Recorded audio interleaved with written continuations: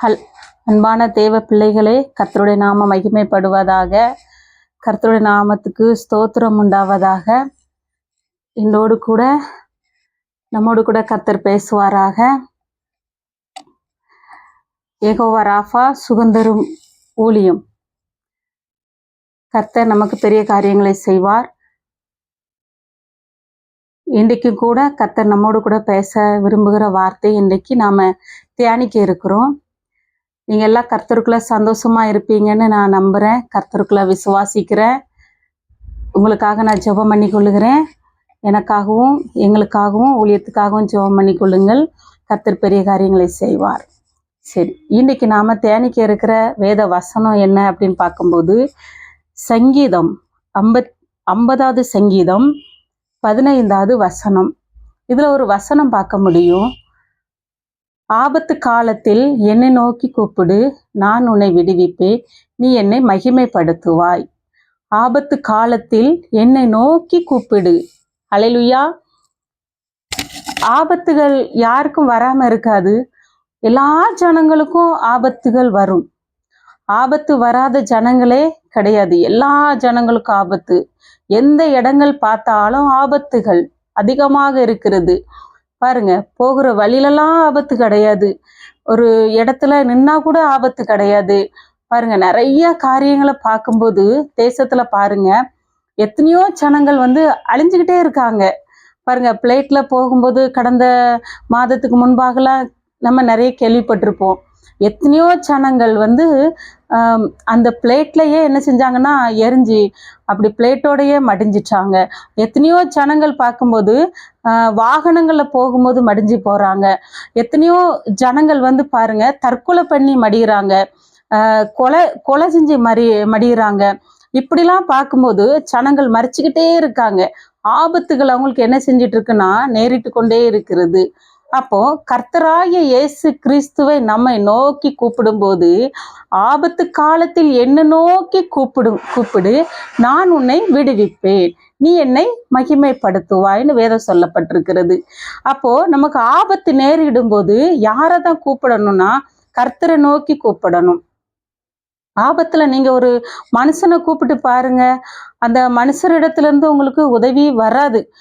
வர்ற மாதிரி இருக்கும், ஆனா அது நமக்கு நிரந்தரமா இருக்காது. ஆனா ஆண்டவரை நோக்கி நம்ம கூப்பிடும்போது அவர் நம்மளை விடுவிக்க அவர் போதுமானவரா இருக்கிறார். ஹல்லேலூயா, ஹல்லேலூயா. கர்த்தர் பாருங்க ரொம்ப நல்லவரா இருக்கிறார். அவர் நோக்கி கூப்பிடுகிறவர்களுக்கு அவர் சமீபமா இருக்கிறேன்னு சொல்றாரு. அவர் நோக்கி கூப்பிடுகிற பிள்ளைகளுக்கு அவர் சமீபமா இருக்கிறார். நாம் அவரை நோக்கி கூப்பிடும்போது எந்த நேரத்திலும் எந்த வேலையிலும் நாம் அவரை நோக்கி கூப்பிடும்போது அவர் நமக்கு செவி கொடுப்பார். இரவும் பகலும் தம்மை நோக்கி கூப்பிடுகிற ஜனங்களுக்கு கர்த்தர் செவி கொடுக்கிறவரா இருக்கிறார் என்று வேதத்துல பார்க்கிறோம். இன்றைக்கு நமக்கு ஆபத்து நேரிடும் போது கர்த்தரை நோக்கி கூப்பிடணும். ஒரு மனிதர்களை நோக்கி கூப்பிடக்கூடாது, கர்த்தரை நோக்கி கூப்பிடணும். தேவ ஆலயத்துல போய் ஜெபிக்கலாம். கர்த்தருடைய சமூகத்துல ஜெபித்து பாரங்களை ஊற்றி நம்ம கர்த்தருடைய சமூகத்துல போராடி மன்றாடி நம்ம ஜெபிக்கும் போது ஆபத்து நமக்கு நேரிடும் போது அந்த ஆபத்துல இருந்து கர்த்தர் நம்மளை விடுவிக்கிறார். ஹல்லேலூயா. நல்ல ஒரு ஆண்டவர், மகிமை உள்ள ஆண்டவர், வானத்தையும் பூமியை உண்டாக்கின கர்த்தர். ஹல்லேலூயா. அவரிடத்திலிருந்து மட்டும்தான் நமக்கு ஒத்தாசை வரும். ஹல்லேலூயா. எனக்கு ஒத்தாசை வரும் பர்வதத்துக்கு நேராக என் கண்களை ஏறெடுக்கிறேன். வானத்தையும் பூமியை உண்டாக்கின கர்த்தர் இடத்திலிருந்து எனக்கு ஒத்தாசை வரும். 121 சங்கீதத்துல பார்க்க முடியும். தேவ பிள்ளைகளே, இன்னைக்கு நாம கர்த்தரை நோக்கி கூப்பிடணும். எந்த காரியமானாலும் கர்த்தரை நோக்கி கூப்பிடணும். நம்ம ஒரு இக்கட்டுகள்ல நம்ம துடிக்கும் போது, தவிக்கும் போது, சஞ்சலத்துல இருக்கும்போது எல்லாம் கர்த்தரை நோக்கி கூப்பிடும் போது கட்டாயம் கர்த்தர் செவி கொடுப்பார். போராட்டத்துல இருந்து கர்த்தர் விடுதலை தருவார். ஹல்லேலூயா. கடன் பாரத்துல இருந்து விடுதலை தருவார். பாருங்க, ஒரு சகோதரி கேள்விப்பட்ட காரியம் பாருங்க. கடன்னால அவளால வீட்டுல இருக்க முடியல. அந்த சகோதரி பாருங்க ரொம்ப ஒரு வேதனைக்குள்ளாகி அதிக கடனுக்கு மேல கடன் எடுத்து தாங்க முடியல. அப்ப பாருங்க, வீட்டை சுற்றில கடன்காரங்கெல்லாம் சுத்தி வந்துட்டாங்க. அப்போ இந்த மகளுக்கு வேற வழியே இல்லை. அப்போ என்ன பண்றதுன்னு தெரியாம ரொம்ப ஒரு தவிப்பு. இந்த நேரத்தில் நம்மளை யார் காப்பாற்றுவா, யார் நம்மளை விடுவிப்பா, யார் நம்மளை ஆதரிப்பா அப்படின்னு சொல்லி சகோதரர்கள் இருக்காங்க, பெற்றோர் இருக்காங்க, குடும்பத்தினர் அனைவரும் இருக்காங்க. இருந்தும் கூட யாரும் அந்த மகளுக்கு விடுதலை கொடுக்கல, யாரும் அவளுக்கு செவி கொடுக்கல, யாரும் அவளை ஆதரிக்கல. அவ கர்த்தருடைய சமூகத்துல ஓடி போய் என்ன செஞ்சான்னா ஜெபித்தா. கர்த்தருடைய சமூகத்துல போராடி மண்டாடி முழங்கால் படியிட்டு, ஆண்டவரே இந்த காரியத்திலிருந்து என்னை விடுவியும், இந்த கடன் பாரத்திலிருந்து எனக்கு விடுதலை தாங்கன்னு சொல்லி அந்த ஆபத்து இக்கட்டு வரும்போது அந்த ஆபத்து நேரத்துல அவள் போய் கர்த்தருடைய சமூகத்துல மனம் கசந்து அழுது ஜெபித்தாள். ஜெபிக்கும் போது கர்த்தருடைய வார்த்தை கடந்து வருகிறது. ஆபத்து காலத்துல நீ என்ன நோக்கி கூப்பிடு, நான் உன்னை விடுவிப்பேன். அப்ப பாருங்க, அந்த ஆபத்துல அந்த மகள் ஆண்டவருடைய சமூகத்துல போய் ஜெபித்தா, ஆண்டவருடைய சமூகத்துல முறையிட்டாள். அப்படின்னு பார்க்கும்போது அந்த முறையிட்ட காரியத்துல கர்த்தர் என்ன செய்தாருன்னு பார்த்தா விடுதலை கொடுத்தார். அல்லேலூயா. அப்ப பாருங்க, இந்த கடன்காரங்களே மனம் இறங்கி என்ன செஞ்சாங்கன்னா, கொஞ்சம் கொஞ்சமா எங்களுக்கு கொடுங்க, இன்னும் உங்களுக்கு தொந்தரவு பண்ண மாட்டோம் அப்படின்னு சொல்லி கர்த்தருடைய கண்கள்ல தயவு கிடைக்க பண்ணினார். ஹல்லேலூயா. அப்போ ஆபத்து நாளில் நம்ம கர்த்தரை நோக்கி கூப்பிட்டா கர்த்தரை விடுவிப்பார், மரண படுக்கையை அவர் மாற்றுவார், பலவீனத்திலிருந்து விடுதலை தருவார், சுகம் தருவார். ஹல்லேலூயா. எந்த நேரத்துல எங்க இருந்தாலும் கர்த்தரை நோக்கி கூப்பிட்டு பாருங்க, கர்த்தர் உங்களை விடுவிப்பார். அல்லேலூயா. அதனால்தான் ஆபத்து காலத்தில் என்னை நோக்கி கூப்பிடு, நான் உன்னை விடுவிப்பேன், நீ என்னை மகிமைப்படுத்துவாய். பாருங்க, கர்த்தர் உங்களை விடுவிச்சதுக்கு அப்புறம் நீங்க என்ன செய்யணும்னா கர்த்தர் நாமத்தை மகிமைப்படுத்தணும். கர்த்தர் எனக்கு நன்மை செய்தார், கர்த்தர் என்னை விடுவித்தார், இந்த காரியத்தில் எனக்கு அற்புதத்தை செய்தார், இந்த காரியத்தில் எனக்கு ஒரு நன்மை செய்தார், கர்த்தருடைய நாமத்துக்கு ஸ்தோத்திரம் உண்டாவதாக அப்படின்னு சொல்லும் போது கர்த்தருடைய நாமம் மகிமைப்படுது, அவர் சந்தோஷப்படுகிறார். அல்லேலூயா. அதுக்காக தான் நம்ம ஜீவனோடு இருக்கிறோம். இன்றைக்கும் நாம நிற்பதும் நிர்மூலமாகாதிருப்பதும் அவருடைய சுத்தமான கிருபை. அவருடைய கிருபை இல்லாம ஒன்றுமே இல்லை. நாம அவருடைய கிருபையில தான் வாழுகிறோம். வேதம் சொல்லுகிறது, கர்த்தாவே உமது கிருபை என்னை தாங்குகிறது. அவர் கிருபை நம்மை தாங்குகிறது. ஹல்லேலூயா. அவருடைய கிருபை தான் நம்மளை என்ன செய்து நடத்துகிறது. நம்முடைய பலனோ, நம்முடைய ஐஸ்வர்யமோ, நம்முடைய சொந்த காரியங்களோ, சொந்த சுயமோ எதுவுமே கிடையாது. எல்லாம் அவருடைய கிருபை. அவருடைய கிருபை தான் நம்ம என்ன செய்யுதுன்னா தாங்கி நடத்துது. ஹல்லேலூயா. இன்று வரைக்கும் இந்த 8வது மாதம் வரைக்கும் கூட கர்த்தர் நம்மளை என்ன செய்யறாரு, நடத்தி கொண்டு வருகிறத, அதிசயமாய் நடத்தி கொண்டு வருகிறத நம்ம என்ன செய்ய முடியும், கண்ணால பார்க்க முடியும். ஹல்லேலூயா. எத்தனையோ குடும்பங்கள் பாருங்க சோர்ந்து போயிருக்காங்க. அவரு பாருங்க யாருடைய ஆதரவு இல்லாம பாருங்க எத்தனையோ குடும்பங்கள் நடுத்தருல நிக்கிறாங்க. அவங்களுக்கெல்லாம் கர்த்தருடைய அன்பு, கர்த்தருடைய ஆளுகை தெரியாதனால அந்த ஜனங்களை என்ன செய்யறாங்க, சிதறடிக்கப்பட்டு கிடக்குறாங்க. இன்னைக்கு நாம கர்த்தரோடு இருக்கணும். அல்லேலூயா. அப்போ ஆபத்துல அவரை நோக்கி நம்ம கூப்பிடணும். எப்பொழுதும் கூப்பிடும் போது கர்த்தர் நம்மோடு கூட இருப்பார். அல்லேலூயா. அவர் நம்மை விட்டு விலகாத நல்ல ஒரு தகப்பன்.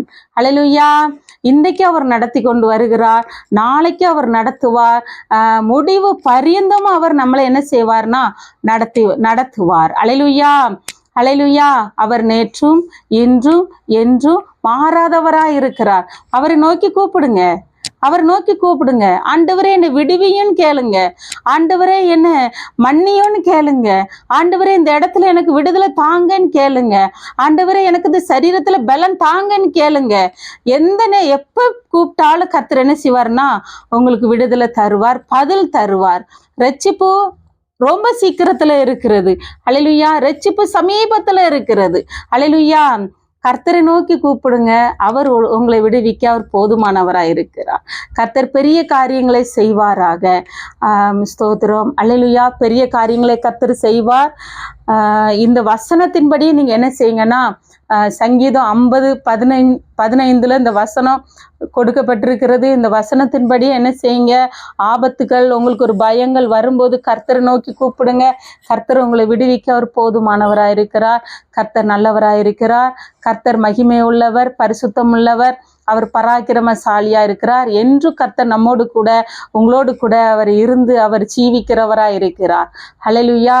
இப்போது நம்ம ஜெபம் பண்ணுவோம். கண்களை மூடி இருக்க இடத்துல இருந்து இன்னைக்கு உங்களுக்கு எந்த காரியத்துல ஆபத்துகள், பலவீனங்கள், சோர்வுகள், அசதிகள் இருந்தாலும் நீங்க என்ன செய்யுங்கன்னா, இப்ப கண்களை மூடும்போது நான் உங்களுக்காக செபிக்க இருக்கிறேன். ஒரு மனமாய் கண்களை மூடுங்க. ஒரு மனமாய் நீங்க செபிக்கும் போது கர்த்தர் உங்களை விடுவிப்பார். சோமனோமா. ஹல்லேலூயா. ஸ்தோத்திரம் ஆண்டவரே. கர்த்தருடைய பரிசுத்த நாமத்துக்கு ஸ்தோத்திரம். இந்த வேலையிலும் கூட தகப்பனே உம்மை மகிமைப்படுத்துகிறோம். தகப்பனே உமக்கு நன்றி செலுத்துகிறோம்ப்பா. ஆண்டவரே இந்த வேலை எங்களுக்கு தந்ததுக்காக நன்றி செலுத்துகிறோம். ஆமேன். வேத வசனத்தை தியானித்ததின்படியே ஆமேன். ஆபத்து காலத்தில் என்னை நோக்கி கூப்பிடு, நான் உன்னை விடுவிப்பேன், நீ என்னை மகிமைப்படுத்துவா என்று சொல்லி சங்கீதம் 50:15 பார்க்கிறோம் அப்பா.